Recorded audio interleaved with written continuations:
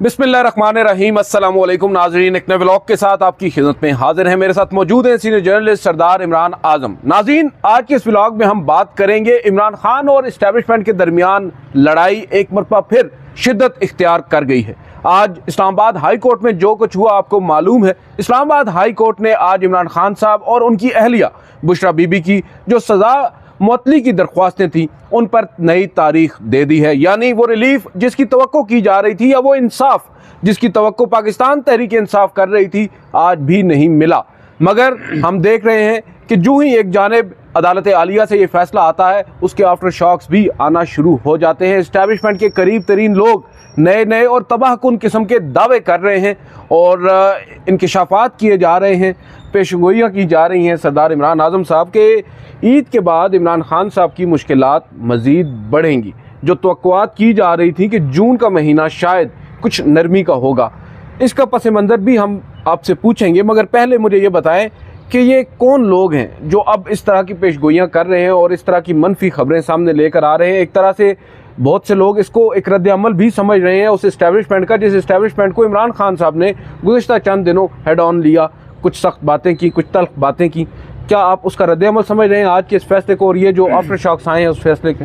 देखिए अदील सरफराज साहब, ये खबरें तो पहले भी आ रही थी मुख्तलिफ सर्कल से कि इमरान खान को जल्द रिलीफ नहीं मिलेगा, लेकिन हम इनको ज़्यादा जो है जो वेटेज देने की पोजीशन में नहीं थे और ना हमने दिया, क्योंकि जो पीटीआई दावे कर रही थी या जो ख़बरें आ रही थी वो ऐसा लग रहा था कि पीटीआई को शायद कोई रिलीफ मिलेगा।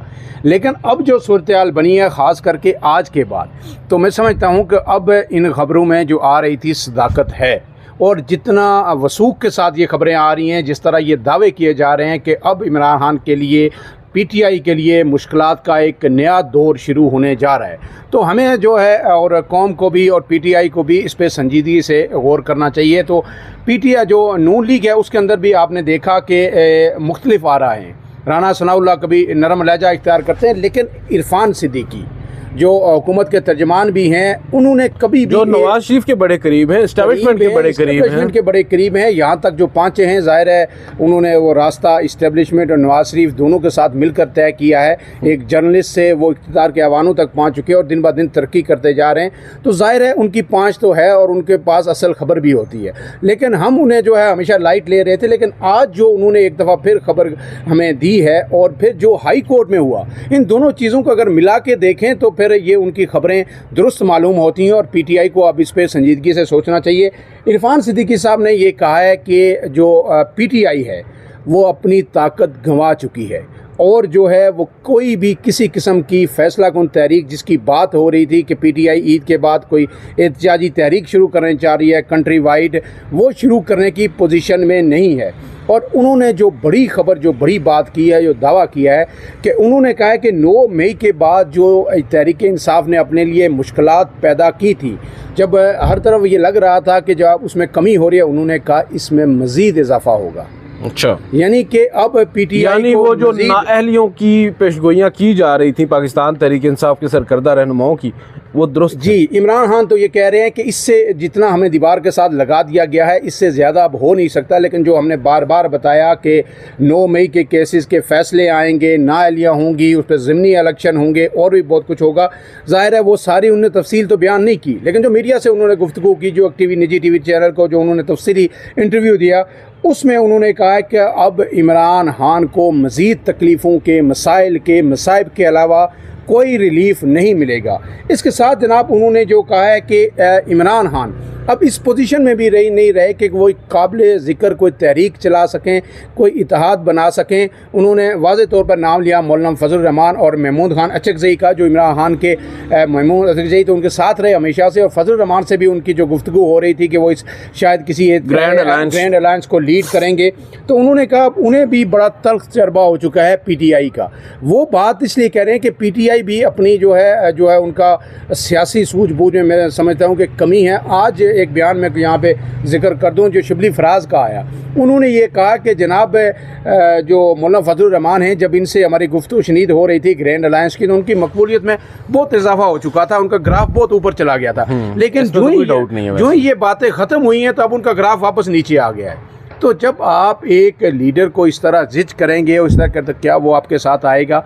आपने बड़ा मकसद गेन करना था, आपको फजलुर रहमान की ज़रूरत थी, फजलुर रहमान को आपकी ज़रूरत नहीं थी। इसके साथ साथ उन्होंने ये भी कहा है कि जनाब ये नहीं हो सकता अब के जो इमरान खान जो जेल में बैठे हुए हैं उन्होंने वैसे इस बात में मैं सॉरी आपकी बात काट रहा हूँ, जो फजलुर रहमान साहब हैं ज़रूरत उनकी भी थी। देखें जो मौजूदा सेटअप था इसमें उनकी कहीं जगह नहीं बन रही थी। अब जब पाकिस्तान तहरीक इंसाफ के साथ वो आन मिले तो फिर बोलियाँ भी लगी और फिर उनके पास गुलदस्ते भी पहुंचते रहे, वज़ीर आज़म जाते रहे, बहुत से लोग जाते रहे। देखें उन्होंने मिलने का, देखें बात ये है कि रहमान देखो जानते हैं। अब जो आपने कल खबर दी थी एक बड़ी बैरिस्टर गौर के हवाले से, जो उन्होंने गुफ्तगू की, आपने उस पर व्लॉग किया, मैंने उस खबर को, आपकी खबर को कोट करके बताया। तो जो फजल कह रहे थे जनाब बैरिस्टर गौर के हमें रियासत से लड़ाई नहीं हो सकती, हमें जो 2018 में जिनके खिलाफ हमने धांधली की उन्होंने भी उस जो है रियासत के जो पैरामीटर्स थे उसके अंदर रह के जदोजहद की, अपने लिए स्पेस बनाई। तो मौलाना भी स्पेस पैदा करते हैं लेकिन मौलाना कन्फ्रंट्रेशन एक हद तक करते हैं, उससे आगे वो अपने लिए इन मुज़ाकरात से, गुफ्तो शनीद से, चाहे नून लीग से हो, PTI से हो या फिर जो है पीपल्स पार्टी से हो, वो अपने लिए रास्ता बनाते हैं। और यही मेरे ख्याल में सियासी अप्रोच होनी चाहिए। लेकिन PTI की अप्रोच डिफरेंट है। इमरान खान मज़ामत की बात करते हैं, शुरू से करते हैं, बीच में उन्होंने कुछ थोड़ी सी लचक की स्पेस देने की कोशिश की इस्टेब्लिशमेंट को, नून लीग को, लेकिन अब एक मरतबा फिर वो जब पैटर्न चीफ बन गए हैं तो उन्होंने अपने अज़ाइम एक मरतबा फिर वाजे कर दिए हैं। लेकिन आगे मैं थोड़ी सी और बात कर दूँ कि जो इरफान सिद्दीकी साहब ने कहा, उन्होंने इमरान खान पर इल्ज़ामात लगाए कि ये जनरल आसम मुनीर को आर्मी चीफ बनने से रोकना चाहते थे, ज़ख्मी टांग के साथ आए उन्हें रोकने के लिए। और उन्होंने ये भी कहा कि हमने PTI के खिलाफ यहाँ पर इरफान सिद्दीकी साहब जो है ना आर्मी चीफ को भी याद दिला रहे हैं कि इमरान खान साहब ने आपकी, वो बार बार दिलाते हैं, वो याद दिलाते हैं या मरीम नवाज दिलाती हैं। ये दो लोग हैं जो बार बार हर दिन वो एस्टैब्लिशमेंट को ताकि भूल ना जाए, वो 9 मई भी याद दिलाते हैं, इमरान खान ने जो कुछ किया वो भी दिलाते हैं। लेकिन साथ उन्होंने अपने साथ जो की गई ज्यादतियाँ हैं उनका भी कहा है कि हमें कभी एफिड्रीन का फंसाया गया, हनीफ अब्बासी के खिलाफ केस बना था, फिर उन्होंने कहा कि जो मंशियात का केस बना था राना सनाउल्लाह के, उनके खिलाफ जो किराएदारी का एक बना था केस और उनको गिरफ्तार किया गया था, उन्होंने वो भी याद दिलाया। उन्होंने कहा ये तो छोटे छोटे मुकदमे बना के, झूठे मुकदमे बना के हमें गिरफ्तार किया जाता था, हमने इमरान खान के साथ कुछ नहीं किया, कुछ भी नहीं। लेकिन अब इसके साथ जो उन्होंने कहा कि उन्होंने मजीद कहा, बड़ा तवील इंटरव्यू हुआ, उन्होंने कहा कि सुप्रीम कोर्ट में इमरान खान जाते थे, उन्हें सादक अमीन का लक़ब दे के रवाना किया जाता था, गुड टू सी कहा जाता था।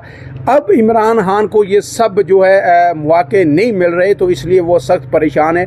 और उन्होंने एक बात की कि इमरान खान PTI इक़्तिदार के अवानों में जो इस्टेब्लिशमेंट के कंधे पे बैठ के, उनके घोड़ों पे बैठ के वो आई है और आके इक़्तिदार इंजॉय किया, उनकी जिदोजहद नहीं है।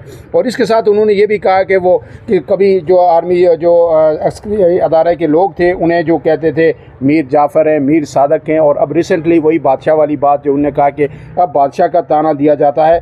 PTI मुज़ाकरात, जमहूरी कार्रवाई और पार्लिमानी रवायात के लिए नहीं बनी। देखें अब यहाँ पर जो इरफान सिद्दीकी साहब हैं, मुझे ये लगता है कि वो इमरान खान पर तनकीद कम या इमरान खान साहब के हवाले से मनफी खबरें कम दे रहे हैं, बल्कि वो इस्टेब्लिशमेंट को बार बार ये बावर कराने की कोशिश कर रहे हैं कि भाई ये वाला इमरान खान जो है ना ये बड़ा ख़तरनाक है आपके लिए, ये इमरान खान जो है आपके ख़िलाफ़ है, ये आपको मीर जाफ़र कहता था, ये आपकी एक्सटेंशन के ख़िलाफ़ टूटी टांग के साथ इस्लामाबाद लॉन्ग मार्च लेकर आ गया था, लिहाजा इसको आपने स्पेस नहीं देनी, साइड नहीं निकालना, बस साढ़े नाल ही रहना। हाँ, ठीक है। इनको बेसिकली इस वक्त अपना पड़ा हुआ है और वो इज़राए तफन्नुन कहा जाता है कि अपने पाव गोश्त के लिए ना पूरा बकरा ज़बह करने को तैयार है। इन्होंने पूरी जमहूरियत, पूरे मुल्क के जो निज़ाम को ना सत्यानाश कर दिया नून लीग ने इस वक्त सिर्फ अपनी इस हुकूमत को, जो कि एक चुनतखब हुकूमत है, जो अब एक वाजे नज़र आ रहा है, आपको भी नज़र आ रहा है, मुझे नज़र आ रहा है। अदील साहब, मैं चुनतखब कैसे मानूं कि जब बैरिस्टर गौर ये कह रहे हैं कि जनाब हमारी भी चुनतखब थी, 2018 में हम भी धांधली के जरिए आए, तो 2024 में देखें बैरिस्टर गौर ने जो बात की है जरिए आ गई। नहीं, अब देखें अब PTI इस बयान को कैसे डिफेंड,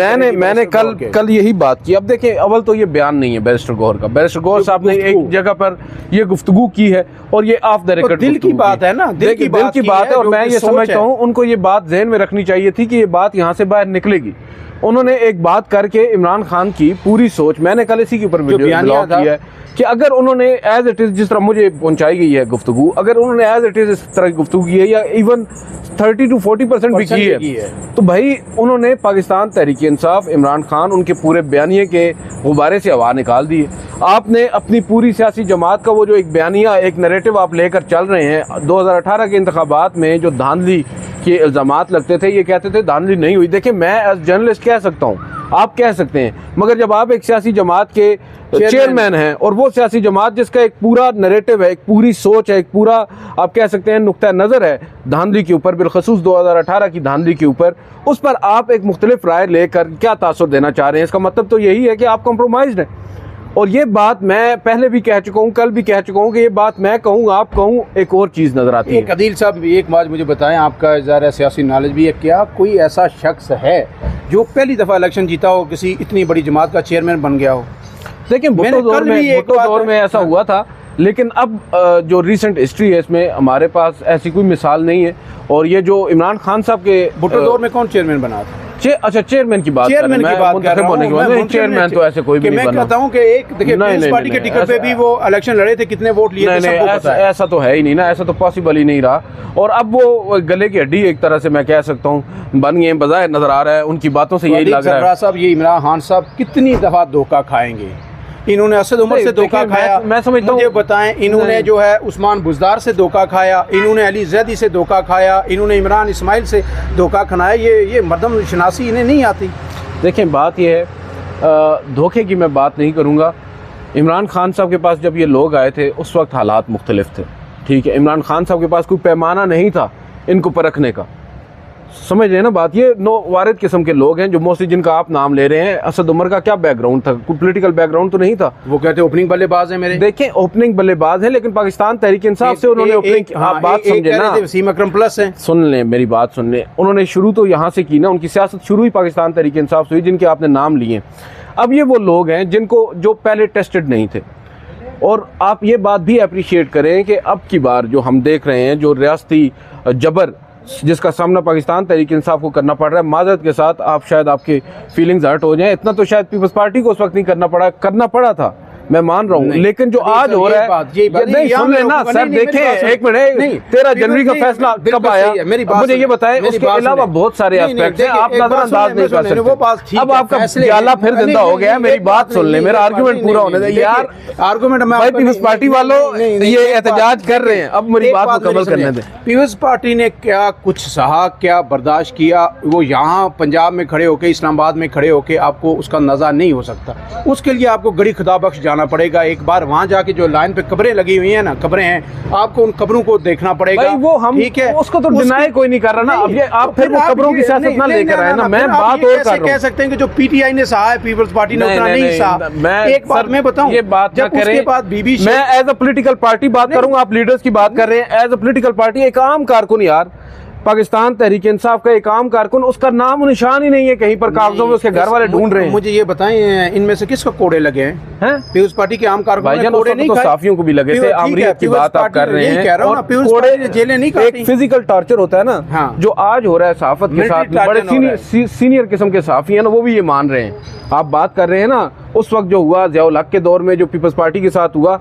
आज वो लोग जिनको कोड़े लगे हैं वो भी कह रहे हैं कि भाई इसकी तकलीफ जो आज हो रही है ना, इसकी तकलीफ तो उस वक्त भी नहीं हो रही थी। जो आज़ादी उस वक्त भी हम थोड़ी बहुत इंजॉय कर रहे थे, हम आज वो भी नहीं इंजॉय कर रहे। ये सिर्फ ज़ियाउल हक वाली बात नहीं है। जब बेनज़ीर भुट्टो के केस लगते थे, चले छोड़ दें, आपका जाला हर्ट हो गया अंदर का। मेरी बात मुकम्मल होने दें। आखिरी बात मैं एक आपसे कर दूं कि एक दिन बेनज़ीर भुट्टो की पेशी लाहौर में लगती थी, आसवा ये बिलावल बख्तावर छोटे छोटे हाथ में लिए, दूसरी पिंडी में नहीं लगाते थे, दूसरी कराची में लगाते थे कि ट्रेवल करना पड़े, कराची जाएं, और तीसरे दिन फिर पिंडी में लगती थी। देखिए, आपका अगर जाला आ रहा है ना, मेरा पटवारी जाग जाएगा। नहीं, ये सारी जो बातें हैं, देखें हम बात करते हैं हकायक पे। आप जिनको हकायक को दुरुस्त समझते हैं, वो पीटीआई के साथ जो कुछ हो रहा है, कौन इससे इनकार कर सकता है कि ज्यादती है, जबर है? एक तरह से नहीं, सिर्फ ये नहीं कि इमरान खान जेलों में है या उनकी लीडरशिप जेलों में है, बाहर जो लोग देखें ना, मैं बात जो कर रहा था, सॉरी उनके हक में जो आवाज उठाने वाले सबके साथ जबर है। बिल्कुल, मैं जो बात कर रहा हूँ ना, हम एक्सपेक्ट करते हैं, हम